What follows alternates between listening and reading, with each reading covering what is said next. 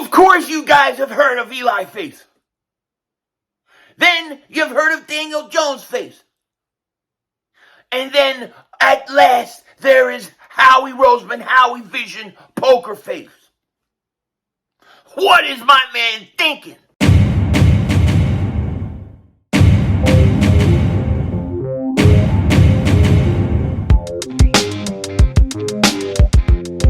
Dallas still stinks. Yo, by the way, King Dingbat here. Hope everybody's having a great day. Hope you guys are doing well. Hope you're hanging in there. You know, this is Howie Roseman's poker time, right? This is Howie Roseman, his time to play poker. I believe all the pieces are in place. I believe Howie has been setting everything up with great Napoleon calculating the calculations of the cornbread technology and strategy. He has been planning it all. And Howie Roseman is going to do something, I think, that is going to basically take over the talk of this offseason. He is going to do something that is going to change the narrative that some people may have had on the Eagles offseason. But in order to know what he's going to do, we've got to know what the man could possibly be thinking, and we're going to look into that today. But before we do that, if you're new to the channel and you like the content, make sure you hit the like button. More importantly, make sure you subscribe to the most censored, most throttled Eagles content creator in all of the internet. And if you've been subscribed for a while, thank you so much for all your support. Just double check. Double moonwalk check. Make sure you're still subscribed. Now, let's get into this, all right? Oh, before we do that, I have to say, shout out to Digital Print House, my new merchandise guy. He made this, and we love it because we smoking them stogies. And we're going to be smoking a lot of stogies next year, pause. And hopefully, ones during the draft after we go off at the draft, pause again.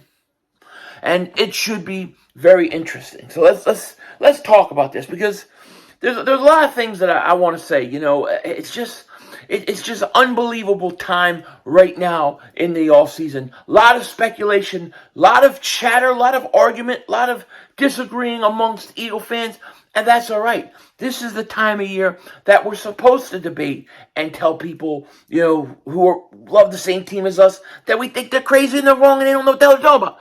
And then they're supposed to say it back to us, and then it's a beautiful thing. We debate it, and then, you know, we get behind the team, and that's how it works, man. We all bleed green, no matter whether or not you agree with me, you disagree with me, I agree with you, I disagree with you. It's all good. We all want the same thing. We all want our team to go back to the Super Bowl, right? So let's get this thing started. Now, all right, we're ready. We're ready. Had to warm it up. Warm it up. There we go.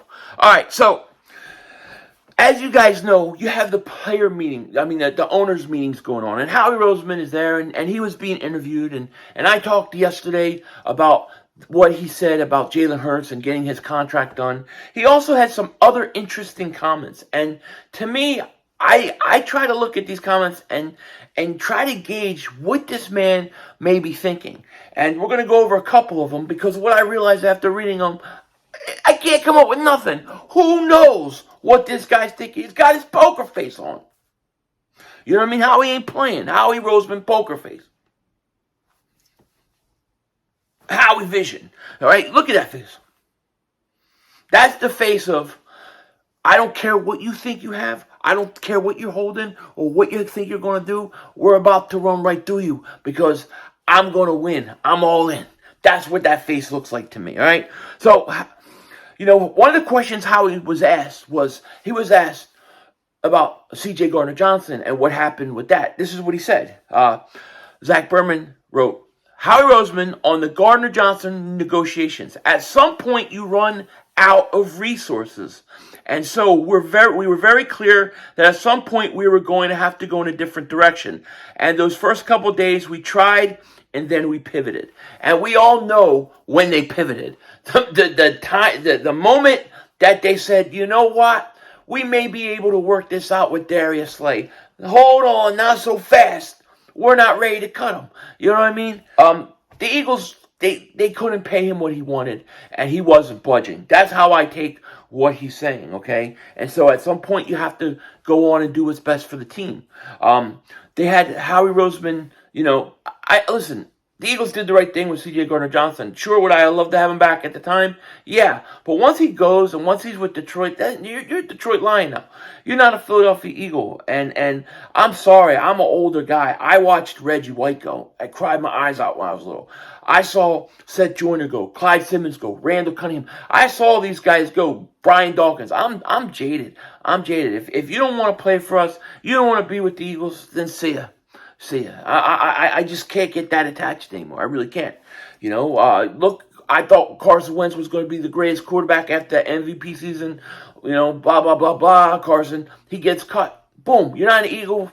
Bye. See you later. That's it. Goodbye. You're not an Eagle. I root for the team on the front, not the name in the back. That's how I feel. So, Howie did the right thing when it came to C.J. Gardner-Johnson. Now, Zach Berman also said Howie discussed the defensive tackles. I thought this was kind of an interesting response, right? And I wonder if it means something. I'm not saying it does. I'm not saying it doesn't. But could it tell us maybe what they're thinking about what they have at defensive tackle? Howie Roseman, when discussing the defensive tackles, I don't really understand the perception on Fletch. I think Fletch is a great player. He had 7 sacks. I don't know how many defensive tackles in the league had 7 sacks last year, but not many. He took less to come back. And he is absolutely 100% right. Fletcher Cox had 7 sacks last year. For a defensive tackle, that's pretty good. Okay? And Fletcher Cox, in my opinion, still can play. He's still good. He's still productive. He's still going to be good for the Eagles next year. The problem, I think, and the reason why we get down on him, or people think, he's past his prime, he's done, he's not the same. The guy was so good. There was a stretch, like 3-year stretch, man. He was so dominating that you just couldn't help. He couldn't help but at some point falling off. And when he did come down even a little bit, it was going to look very, very dramatic. And that's what happened to Fletcher Cox. But what Howie's essentially saying here is we're good to go with Fletcher Cox at starting position at defensive tackle. Okay? Now, is what he's saying there somehow indicating to us that he possibly would not go defensive tackle in this draft? That's a legitimate question. I don't think so. I think if Jalen Carter's there at 10, you've got to take him, okay? Jalen Carter is my second overall prospect in this draft, so I would take him. You'd have to take him. I have Will Anderson Jr. number 1. I still think he would take him. And if you want to say, well, he signed Fletcher Cox, so he doesn't necessarily desperately need to go get a defensive tackle in the draft. Well, you could say that about safety. They signed 2 safeties. They did bring in a linebacker, and they have Nakobe Dean. They did sign a running back, even though he's banged up. They brought back both their corners. So essentially, Howie Roseman pretty much has taken care of all those positions on some level. You still have to make a pick somewhere. And the question is going to be, what's the philosophy in this draft? I keep going back to it. People seem to think that somehow, if you're building for the future, it also means that you're planning on competing next year. They are not the same thing. Building your team to win next year for 1 year is not the same as building your team 3-4 years down the road. Okay? And the Eagles are a Super Bowl team, and they're coming off a Super Bowl season where they almost won. They were 1 play away. Now, most people talk about, well, we lost this player, Javon Hargrave, so we need to go replace him with somebody else. The problem is that just because you replace a Javon Hargrave with a Jalen Carter, that you can't expect Jalen Carter to go out there and be as effective as a Javon Hargrave. Not in his first year. He's a rookie. It takes time. Jordan Davis, perfect example of this, okay? A lot of us like the Jordan Davis pick. I like the Jordan Davis pick. Jordan Davis goes out there year 1. Now people are calling him a bust. He's a bust. He's got nothing left. This is the same guy that is physically a monster that has shown flashes, especially before he got hurt, especially against the run. He was starting to play good. Got a lot of work to do as a pass rusher.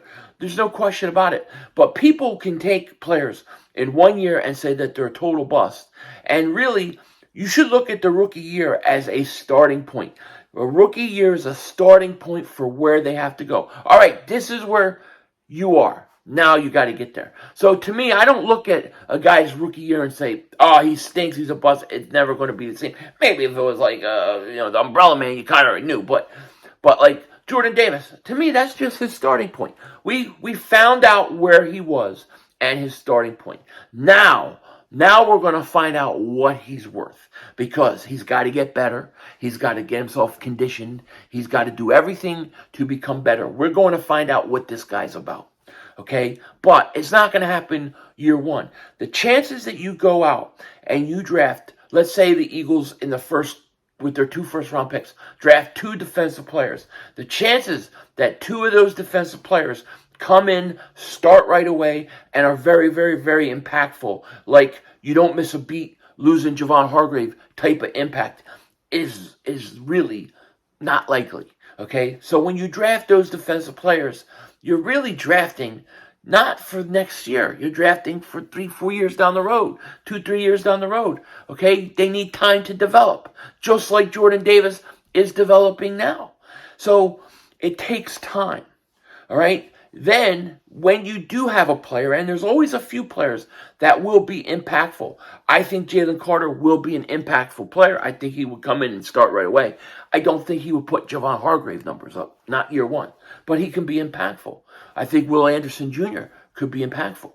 Okay? I don't know how many other guys are impactful, like, to that point in year one. Now, many of them will be 2-3 years down the road, but year one, I don't know. So the question is are you building for the future, or are you building for next year? If you're building for next year, the first thing you have to say is, this is not the same team it was a year ago. This is not the same team right now that lost the Super Bowl. It's a different team. Therefore, you have to look at it differently, and you have to be open to building it differently. Okay? So when I look at the top 3 players in this draft, Will Anderson Jr., Jalen Carter, okay, those guys, impactful players. They would be my those are the orders of my picks. If somehow Anderson fell to 10, of course that would be my pick. If it was Carter, he would be my pick. After Carter, who is it going to be? It's going to be Bijan Robinson. Bijan Robinson would be my pick. Why? Because I believe that he's that good. I believe he's that much of an impact player. Now, people think that I say that and I don't think there's any other good running backs. I actually think there are quite a few good running backs in this draft, okay? I don't know how many I believe would have the same impact that Bijan Robinson would have year one versus with the Eagles, you see? And why that attracts me to him is because now I can use most of my picks on defense and build the defense up and give those guys like Jalen Carter, Jordan Davis next year, those young guys, give them a chance to develop, take the pressure off of them, and come out with an offense that is already really good, that is just now better and more complete, and let them carry my defense early into next year, and maybe by the late next year, your defense starts to play. Some of these rookies start to get it, and boom, your defense takes another step. Bijan Robinson helps you immediately. Jalen Carter, Will Anderson Jr., they help you immediately. Those guys are worth it because of that. It's very hard to find players that are going to help you in both year one as well as year 3, year 4, and so on. So I think you maybe get 3, 4, 5 players at max that are going to help you in year one on that level. So if you have an opportunity to take one, you take them. Okay? My ultimate dream, and I said this going into the playoffs, is I want Jalen Carter at 10, and then I want to trade up for Bijan Robinson. Is that possible? I don't know. But what I do know is this. Howie Roseman has a plan. He's got a plan. I believe he's going to make a big move in this draft. I don't know where it's going to come, how it's going to be. It could be he's going to trade a player off of another team, like Jeffrey Simmons, something like that. Or maybe it's going to be taking a Bijan Robinson at 10 and shocking everybody that he took a running back at that position. Maybe it's going to be trading back and getting multiple picks, maybe multiple first-round picks even next year. Maybe it's going to be trading up to like 5 or something like that and taking Will Anderson Jr. He can go any which way he wants. But my point, and what to me is going to make a successful draft, and what I think Howie Roseman is trying to do, and why he's got a poker face, well, I think Howie Roseman is trying to make this team better next year and go back to the Super Bowl. Build in this draft with impact players that will play next year as well as 3-4 years down the line. And in order to get there, you can't just draft position. You can't just look at position. You can't say, I'm going to take the 5th best defensive tackle because of the position over the 3rd best overall prospect. You see? So Howie is going to have a plan. I don't know what it is, but I know big things are coming, and I cannot wait. But I don't think we can just think of things in terms of you lose one player, you replace one player. You lose one player, you replace another player. I think you have to look at it like this. This is not the same team that won a Super Bowl. There's a lot of players that are still on it that went to Super Bowl, but you lost enough players, it's not the same team. Therefore, you can't build it the same way. You've got to go out there, and what you've got to do is you've got to actually try to tweak it, try to give this offense, this defense, a different look, maybe improve your special teams. Go out and find impactful players, okay? At least 2. Get those impactful players, get those impactful starters. They'll help you next year. You can get back, I think, at least to the Super Bowl. And then 2 years, 3 years down the road, all your other defensive players that you've drafted over the last 2 drafts, all of a sudden, they're starting to get ready to play and take over. Now, you've been able to do 2 things. You were able to not have an off year after the Super Bowl, which we're trying to avoid. And you're also still good and competitive 3-4 years down the road while you're going into Jalen Hurts, while you're going into the, high part of his contract extension that will be just kicking in. You've got to do both. You got to balance both, but they're not both the same. Building for next year and building 3-4 years down the road are not the same. You have to have a different strategy. And I think Howie Roseman has perfect poker face right now. I think he's playing it perfect. But I expect him to do moves not only to secure the future, but expect him to draft guys that you might not think he's going to draft because he's looking for guys to help this year as well as the future. That's just my opinion. Those are just my thoughts. Howie Roseman, poker face. I love it. With that said, take care. Talk to you later. Of course, don't be a dingbat. Remember, it's Howie Vision. We're all just living in it.